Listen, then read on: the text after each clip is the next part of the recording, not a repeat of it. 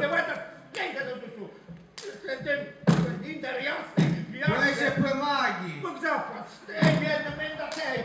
Piękne dla was.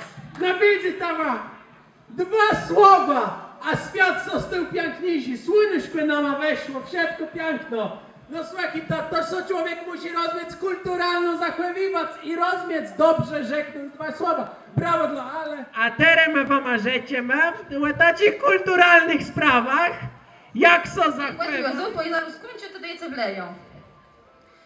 Ty do nas wzięła tabako, sobie zazia. Ty do nagyda, no, zaraz skończy zaźwać tabak, ona mówi, tyle dokończę zupą, a ona mnie taką kroplą coś z nosa wisa i no nad tym garkiem, nie?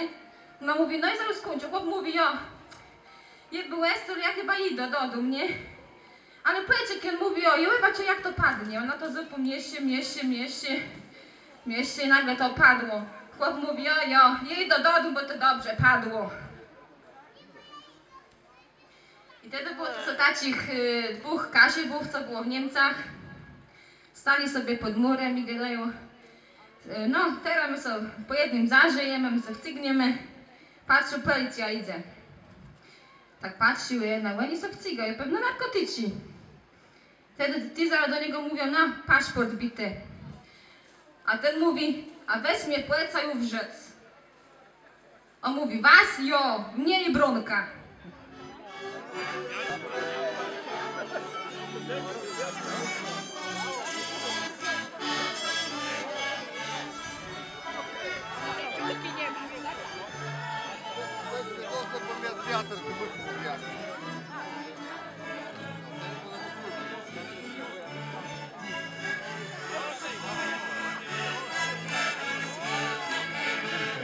Jeszcze możemy wciągać.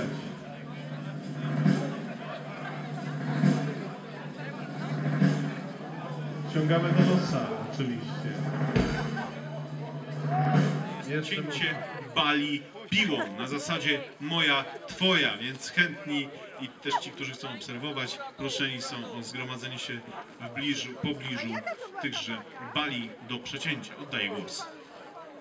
Ogłoszenie konkursu graffiti. Chciałabym zaprosić na scenę Aleksandrę Borowiecką. Aleksandra zajęła 3. miejsce w konkursie graffiti. Zapraszam.